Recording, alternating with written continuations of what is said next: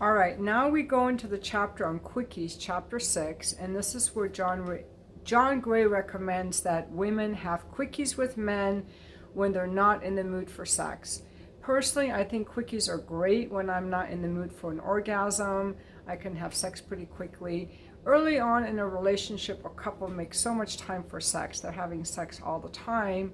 And then later on, the woman often doesn't want to if she's not in tune with her desire for sex, especially if she's busy with work or children have come along. And she's often turning him down, and more the man gets the message that he will be rejected.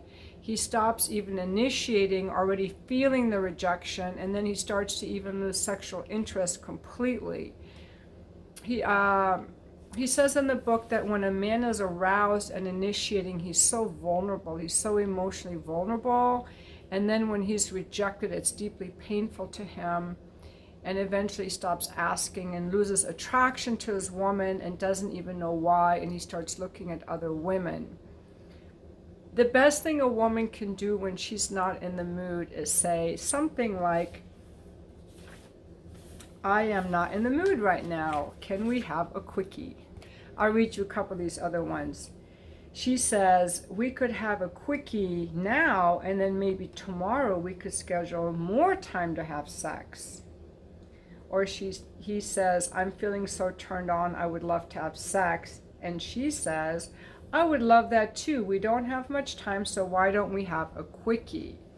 Also, that men don't always want to do all that foreplay and take the time to please the woman. Sometimes they just want to have this unbridled restraint, no restraint, just this unbridled go for it fun, like riding a motorcycle without a helmet. And so quickies are a super important part of a sexual relationship. And it's so important, just like a woman doesn't want a man to say, I don't care what happened in your day, I don't care how you feel, don't tell me about this problem with the kids or with your sister. We would feel rejected. A man feels rejected when we tell him no to sex. And I didn't know that until I read this book. But I will say something else. If a man is just wanting sex without ever taking me to dinner or giving me those longer sex sessions, if it's a quickie every time and the only time he pays attention to me is to touch me, I don't want to give him a quickie either, okay? I don't even want him to touch me. So I think the quickies can be a part of an otherwise healthy relationship where the woman wants to please her man and she cares how he feels and she doesn't want him to feel rejected. Also, when a man is wanting to have sex with his woman and she doesn't necessarily seem receptive right away, he could ask her, is there a part of you that wants to have sex? Let's explore that part. Now, here he makes an interesting point for women is that men see women that are sexually available in the media and they like the sexual availability of these women. It isn't always that they're flawless in their bodies, but they're sexually available and interested. And when his woman is rejecting him, he feels like he's the only one not getting any. It's so unfair. And women in the media see these flawless bodies and they feel they don't measure up and they don't want their bodies to be seen. But John Gray reminds women, your man is more interested in your interest in him, having him sexually and in your availability than in you having a flawless body. It is vitally important for women to understand that it is not primarily the bodies men are attracted to, but the message that these women are definitely open to having sex. To keep a man attracted to her, a woman does not need to compete with the fantasy women of the media and strive to create a perfect body. Instead, she needs to work toward communicating positive and non-rejecting messages about sex. The next chapter is why couples are having less sex today. He says the main reason is that men feel sexually rejected and men do not feel romanced and understood in the relationship. That is why couples are having less sex. So when a man repeatedly gets the message that his woman likes sex with him, his sexual desires can remain healthy and strong. For a man to grow in passion, he needs to feel free to initiate sex without, feeling rejected. That will keep him desiring his partner. So then many men will just start waiting for their partner to initiate because they don't want to feel rejected. So they just stop even trying. And then often the woman kind of panics a little bit, and then she starts initiating. And if she starts initiating more than he does, he loses his desire even more, because a man will usually initiate when he knows he can get hard and perform. He can't fake his performance, whereas a woman can. She can use lube if she's not wet. She can fake an orgasm. But a man can't fake an erection, so when she starts initiating more and he feels like he has to perform and he can't, he loses his desire more and more, and eventually he may not even be able to get hard anymore. So John Gray recommends the ideal situation is for a woman to initiate periodically, but mostly for her to remain receptive, and for the man to initiate, and for the woman to welcome his advances. So I guess I would say if a woman doesn't want to have sex with her man, if she doesn't want to have intercourse, she can still give him a blowjob or a hand job. And if she doesn't want to do either of those, I think that the woman personally has to look at if she has any resentments against him that have to be cleared up, or if there's something going on in the relationship that they need to discuss, or if she had some sexual trauma or something that keeps her from wanting sex at all, then I think there's a relationship issue. He also recommends that when partners are giving themselves orgasms, that they let their partner know, so that person could get turned on more, or they may even want to join in. So we also take responsibility for our own pleasure. There are also sexual signals that women can give men when they are in the mood for sex, and then wait for the man to initiate. The couple can have something they discussed beforehand, like when she's in the mood, she will light a candle. Or he can notice certain things, like she's wearing earrings or certain lingerie, or making him a favorite dinner, certain things that she does when she's in the mood for sex, running herself a hot bath. That way she can signal her receptivity and let him know that she's in the mood, making it easier for him to initiate. I found this interesting too, is that I know from my escort appointments that men like me to initiate, but I know for me that's not the natural way I like to have sex. I like a man to initiate, and I like to be receptive, although I like to let him know that I want it.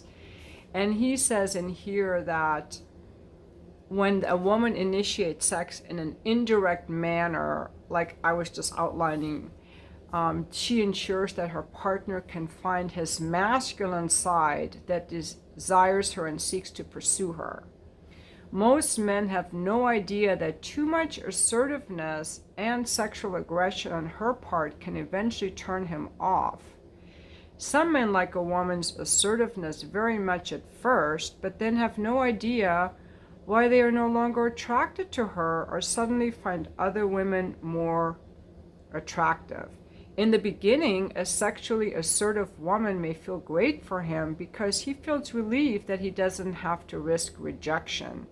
But over time, his passion will lessen.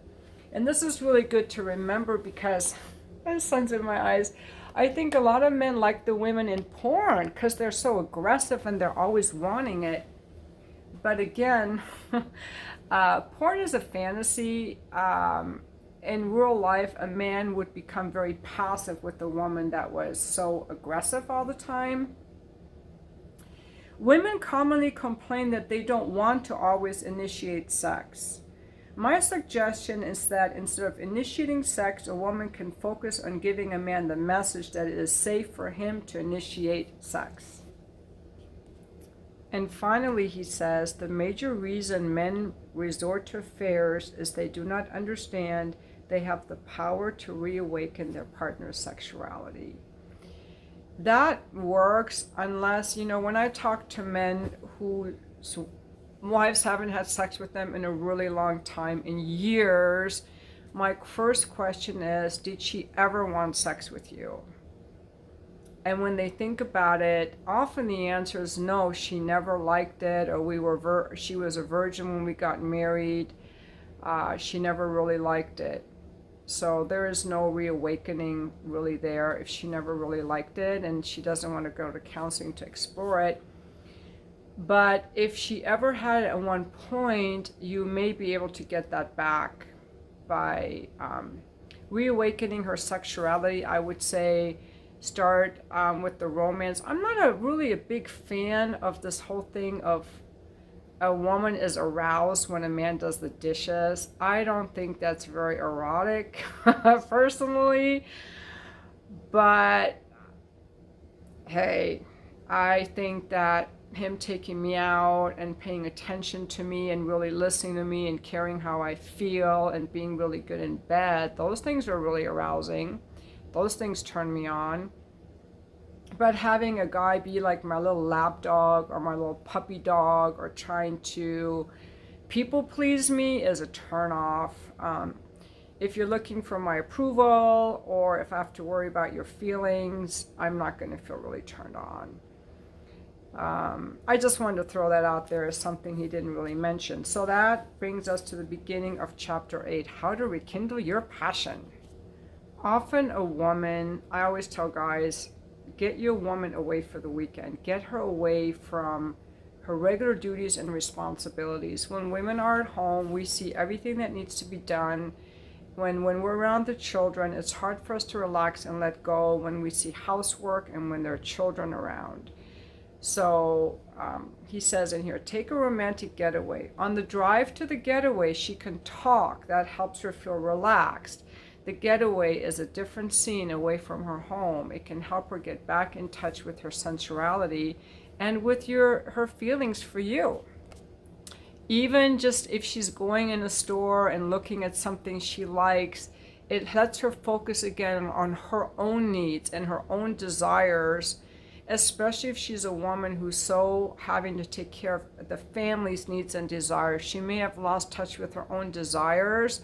So as that's awakened and she comes in touch with that, and then the man feels happy and he takes credit for having awakened that in her, and then he can become more aroused. So these getaways are like super great for couples, especially if you have young children at home or any children at home. He also suggests the man can write a romantic letter, or the woman can wake her partner up in the middle of the night for a quickie. Maybe she can touch herself to get herself aroused and have a quickie with him. If the husband wakes the woman up in the middle of the night, he has to be willing to say no without feeling rejected, because a woman has to feel free to say no in order for her yes, in order for her to feel that her yeses are real. She has to also be able to say no. And being woken in the middle of the night, you may say no. I guess I would say, I'm really tired. How about later in the day? Okay, in the next chapter, we're talking about polarity sex. Polarity sex, we have the person giving pleasure and the person receiving pleasure. So he suggests starting out that the woman give the man some pleasure, because a man really wants his member touched right away. He's so eager. So in the first stage, the man takes and the woman gives. Then in the second stage, he attends to her needs while she relaxes and focuses on receiving. This is a great solution because it lets the man get attention to his penis right away. He doesn't have to do all that foreplay when he's tired, so he can, get his attention first on his penis. And it gives her time to build up her sexual pleasure a little bit more because she needs more time to warm up. I like to do this also with my clients. I like to give a little bit of attention to their penis first because I've read this before. and I know that they're like really eager to be touched sexually more than I am. And then that gets me a little bit turned on, and that way they feel a little bit of a relief, and then they can kind of turn their attention to me if that's what they choose to do. And again, when the woman is giving to the man in stage 1, it is only a warm-up. He has to remember that ladies come first. This is a great principle, that the woman comes first. The reason that's so important is because so many men, after they come, they lose their sexual interest, and it takes a woman longer to come. So it's great if a man can stay aroused until she comes, and then he can come pretty quickly. I know there's some couples that really love to come at the same time. I personally don't like that, and neither does John Gray. He says when a man and woman come to orgasm together, sometimes it can be less fulfilling because each person is absorbed with their own pleasure and the intimacy momentarily disappears. I like to really be totally focused on my partner when they're coming. I find it super hot. But I have talked to other couples who disagree, who love that unity of coming together. So I think whatever you like, do that.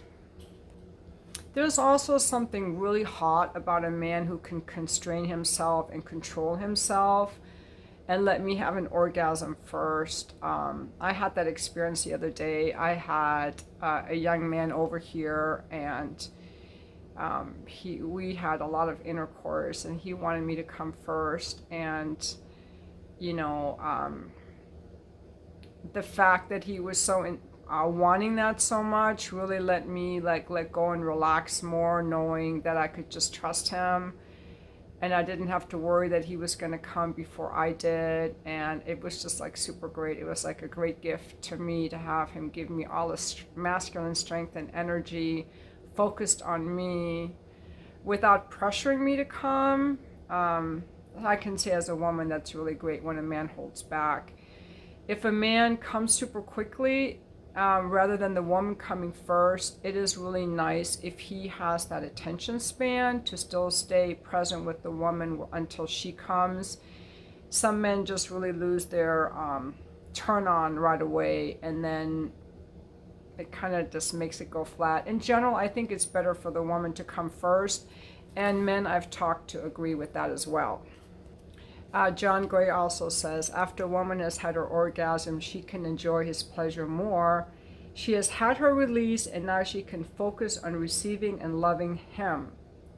Before orgasm, she experiences a mounting pleasure, but after orgasm, it is as if she has climbed the mountain and is dancing on top of the world with her partner. He can move as he wants without performance pressure. To a woman, it doesn't matter how long a man lasts if he first satisfies her. Sometimes men misunderstand a woman's need and mistakenly assume longer is better. Generally speaking, intercourse longer than 30 minutes will make a woman very sore. All right. Now he talks about the way to increase a woman's pleasure is to bring her close to orgasm and bring her down, close to orgasm and bring her down. And that by repeatedly doing this, when she does come, her orgasm will be much stronger. I think the same applies to men though.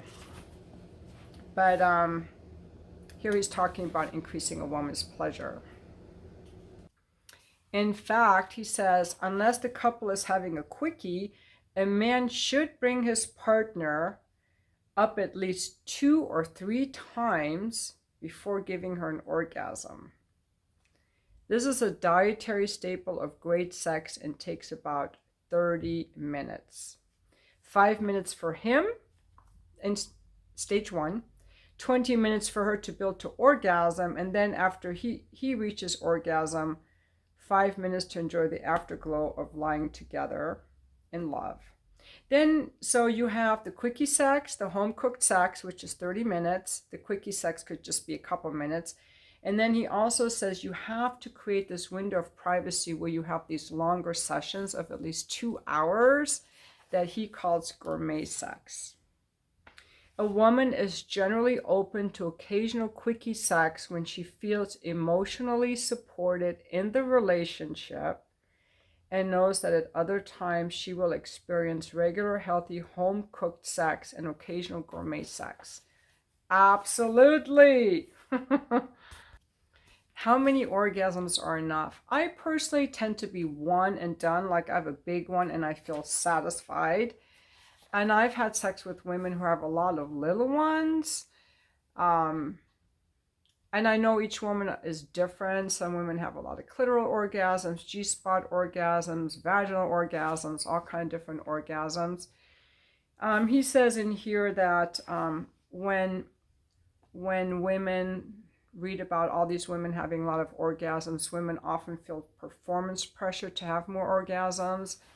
I want to say personally how it sounds to me when men, I used to, when I was hooking up with guys or thinking about hooking up with guys, and they would be like, oh, I loved having sex with this woman. She would squirt or she would have all these orgasms. And I didn't want to have sex with that guy because I don't squirt, I don't have multiple orgasms. And I thought, I could never satisfy this guy. He's never going to be happy with me. If that's what he needs to feel like a man, or be like, yeah, my last girlfriend had so many orgasms, just one after the other. It was great. And I'd be like, I'm never going to fuck you because obviously you're not going to like sex with me. I can't give you that. So that's a turnoff. It's a lot of performance pressure too. And that's what he talks about. Many women are completely satisfied with one orgasm. Sometimes more of something is not better. Some women go on and on one orgasm after another. Although a man might find this very exciting, after a while he may feel as if he has to keep giving her orgasms, as if nothing will satisfy her. Gradually, sex can become a time-consuming duty for both men and women and lose its magic charms. Sometimes women in my seminars have told me that they're multi-orgasmic, but after 10 or so orgasms, they still want more. When they finish sex and the man has his orgasm, the woman doesn't feel satisfied.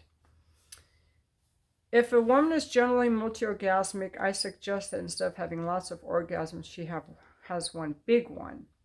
She can signal her partner right before her orgasm so that he can lessen stimulation and build her back up several times. So when she finally does have an orgasm, she may happily find that one is enough and she doesn't feel a hunger for more. She is truly satisfied. I'm going to have to run this by one of my friends who actually has a lot of orgasms and feels satisfied. I'm just curious what she says about it because I think that he's maybe judging all women as that maybe some women really do. I know I talked to a woman once who told me that later in her marriage, in her 50s, she started having like these really strong orgasms, so many, and each one would just wear her out more and more, and that she thought it was so exciting, and her husband found it so exciting. So I'm going to take that orgasm part with a grain of salt and let each woman decide for herself what she really likes. So I'm going to end this video and then I'm going to make a third video for the rest of the book. So I know there's a lot to say and I just want to include it all.